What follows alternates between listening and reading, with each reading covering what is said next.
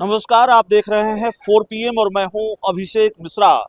देखिए, एसआईआर की प्रक्रिया को लेकर चुनाव आयोग ने जो एसआईआर की प्रक्रिया की, बिहार में गहन मतदाता पुनरीक्षण का जो कार्य हुआ, उस पूरी प्रक्रिया के दौरान भी बिहार और देश की राजनीति में उबाल रहा। चूंकि बिहार में चुनाव है तो बिहार की सियासत में ज़्यादा उबाल रहा और विपक्ष ने बड़ा आंदोलन किया। राहुल गांधी के नेतृत्व में बिहार में इंडिया गठबंधन की मतदाता अधिकार यात्रा हुई और तकरीबन 16 दिनों तक राहुल गांधी ने ये यात्रा की। अब जब ये लिस्ट सामने आ गई है, एसआईआर की जो मुकम्मल लिस्ट है वो सामने आ गई है चुनाव आयोग की तरफ से, चुनाव सर पर है, किसी भी दिन चुनाव की तारीखों की घोषणा हो सकती है। ऐसे में चुनाव आयोग पर जो सवाल विपक्ष उठा रहा था वो सवाल अभी खत्म नहीं हुए हैं और चुनाव आयोग की भूमिका पर अब भी सवाल उठाए हैं कांग्रेस ने। और जो फाइनल लिस्ट आई है उसके बाद भी उस लिस्ट में एसआईआर की प्रक्रिया में विसंगतियों की बात सामने आ रही है। जमुई को लेकर खबर है, एक ही मकान नंबर पर 247 मतदाता मिले हैं। मुजफ्फरपुर को लेकर खबर है और अभी अभी कांग्रेस के जो प्रदेश अध्यक्ष है राजेश राम, उन्होंने प्रेस कॉन्फ्रेंस की है और प्रेस कॉन्फ्रेंस करके कई सवाल चुनाव आयोग से पूछे हैं। कांग्रेस के जो प्रदेश अध्यक्ष हैं राजेश राम ने तमाम तरह के दावे भी किए हैं और उन गड़बड़ियों की बात कही है, मुजफ्फरपुर की जो गड़बड़ियां हैं, जमुई की जो गड़बड़ियां हैं और चुनाव आयोग की भूमिका पर एक बार फिर कांग्रेस ने सवाल उठाया है। कांग्रेस के प्रदेश अध्यक्ष राजेश राम की ये पूरी प्रेस कॉन्फ्रेंस देखिए, उन्होंने क्या कहा है। सर्वप्रथम तो election commission of India Bihar के ऐतिहासिक बदलाव की धरती पर उन्होंने आज अपना पदार्पण रखा और बिहार के परिप्रेक्ष्य में जो गहन वोटर पुनरीक्षण एसआईआर के मुद्दों को लेकर बिहार में आए तो मेरा इतना जरूर बनता है कि उन्हें स्वागत करूं। तो मैं इस मंच से उनको स्वागत करता हूं, धन्यवाद देता हूं। लेकिन धन्यवाद के साथ मेरे सवाल भी उनके समक्ष मैं रखना चाहता हूं कि जैसा कि आप जानते हैं कि वोटर अधिकार यात्रा को लेकर के और वोटरों के अधिकार को लेकर के सम्मानित न्याययोद्धा राहुल गांधी जी और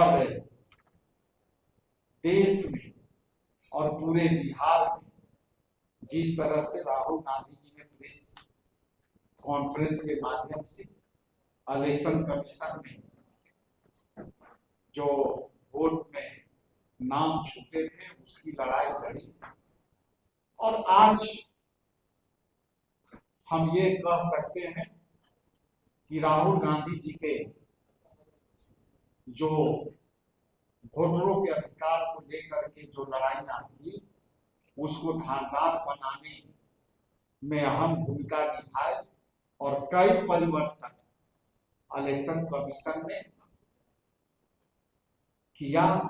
और वो एकमात्र मैं कहता हूं कि राहुल गांधी जी के दूरदृष्टि पक्का इरादा के साथ इलेक्शन कमीशन ने अमूल चूक कुछ परिवर्तन किए।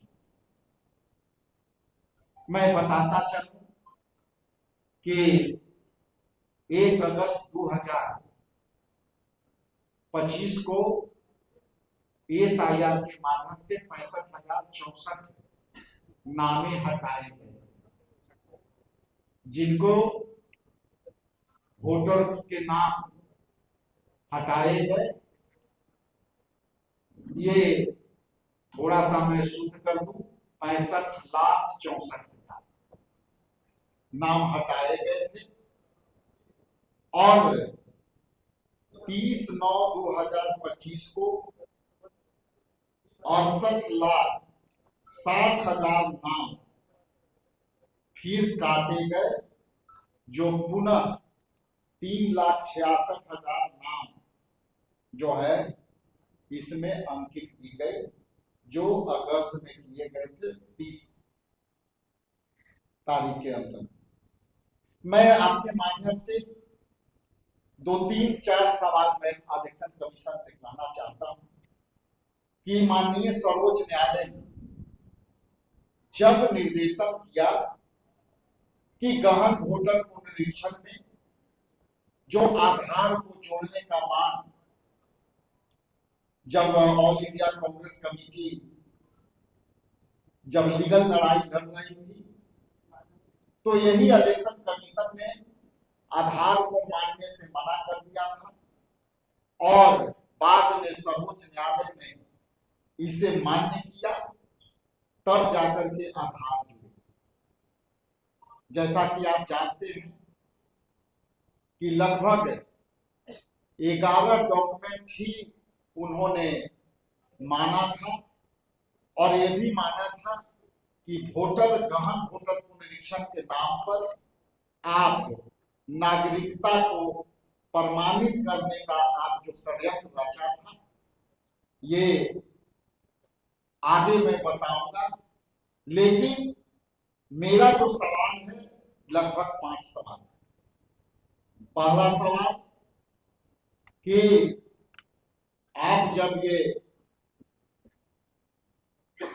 30 तारीख की सूची जारी किया तो ये बताने का, और कांग्रेस पार्टी, बिहार प्रदेश कांग्रेस का कमेटी और अखिल भारतीय कांग्रेस कमेटी ये मांग करती है कि एसआईआर के माध्यम से पलायन किए गए लोगों को कितने नाम काटे गए और उनकी सूची बिहार प्रदेश कांग्रेस कमेटी मांग करती है और हमने मांगा भी। उसी तरह से जैसा कि आप नए नाम जोड़ने के लिए फॉर्म 6E के माध्यम से नए नाम जोड़े जाते हैं, इसमें लगभग 21 लाख जो है नाम जोड़े गए, 21,53,000 नाम नए जोड़े गए हैं। उसकी सूची भी हम मांग करते हैं और नाम के साथ साथ उम्र भी के साथ बिहार प्रदेश कांग्रेस कमेटी सूची के मांग करेगी। क्योंकि जैसा कि आप जानते हैं कि फॉर्म 6E में नए वोटरों के नाम जब वो उम्र के जो सीमा है उस उम्र के सीमा पर आते हैं, तब फॉर्म 6E के तहत नाम जोड़े जाते हैं। इसलिए मैं कई प्रमाण ऐसे आए हैं कि इसमें ज्यादा उम्र 70 बरस 65 बरस के एज ग्रुप वाले को भी इस फॉर्म के माध्यम से नाम जोड़े गए हैं। इसलिए मैं सूची के मांग करता हूं और साथ साथ उम्र के साथ करता हूं। दूसरा हमारा जो सूची है वो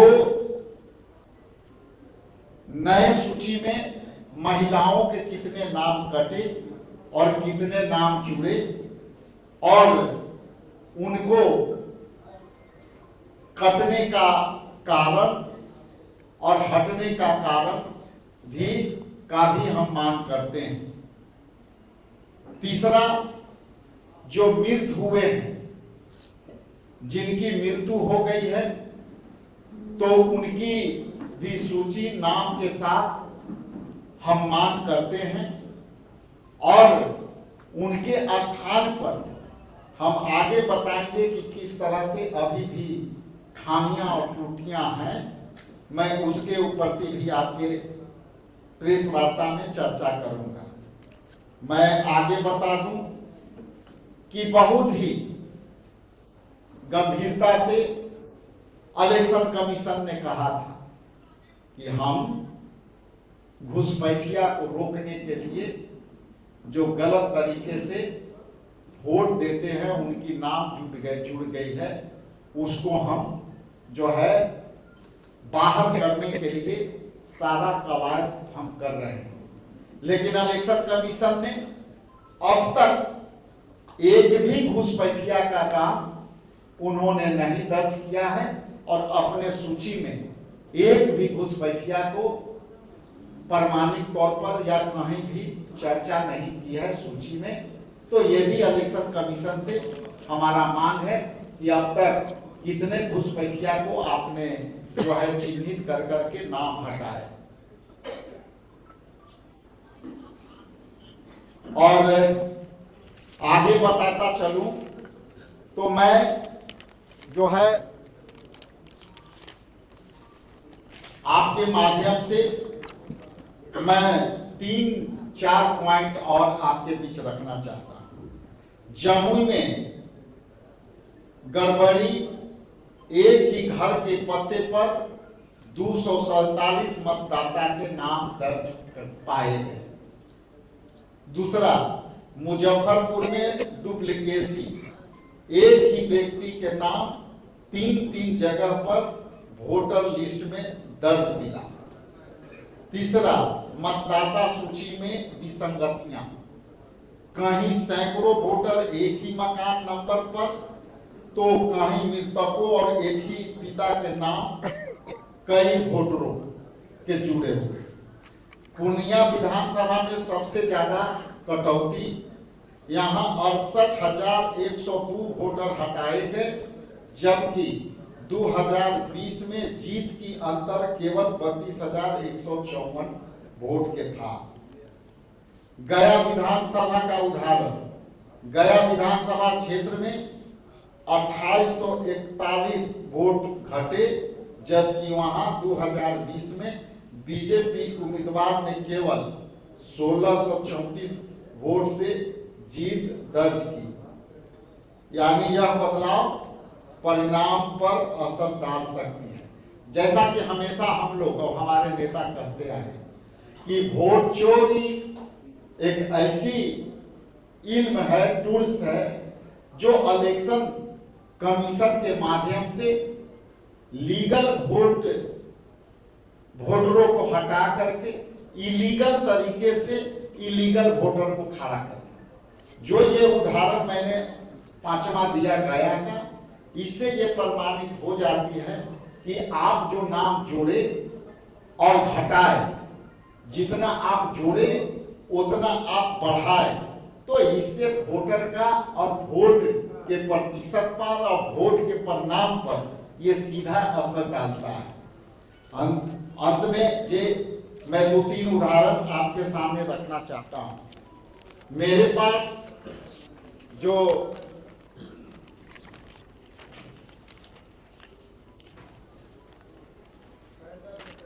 ये आपको 30/9/2025 को जो अंतिम सूची जारी हुआ, उसमें ये हमारे पास इतने लोगों का नाम है जो पटना से जो है ये बिलोंग करते हैं और पटना के वोटर हैं। मैं बताता चलूं कि इसमें क्या गहन वोटर पुनरीक्षण उन्होंने किया है और गहन किस तरह से किया है। जो अंतिम सूची के प्रारूप में मैं बता दूं कि एक ही अकेला बानो और दूसरा भी है अकेला बानो, लेकिन इनका ईपिक नंबर YHX 240 7955 और सेम इसमें YHX 240 78 98। तो ये एक ही महिला का नाम, जिसमें ये जो फोटो आप देखेंगे इसमें वृद्ध महिला का फोटो है और यहाँ जो है लगभग 45 से 42 वर्ष की महिला का ये फोटो है और नाम एक है, ईपिक नंबर अलग अलग है। तो ये कैसा गहन वोटर पुनरीक्षण है कि इतनी गहन किया इन्होंने और इतनी जल्दीबाजी में किया कि इस तरह की हमारे पास सैकड़ों उदाहरण है। तो उसी तरह से नीचे भी सुधांशु कुमार और सुधांशु कुमार दोनों का ईपिक नंबर जो है, व्यक्ति एक है, नाम एक है, फोटो इसमें एक है, लेकिन ईपिक नंबर अलग अलग है।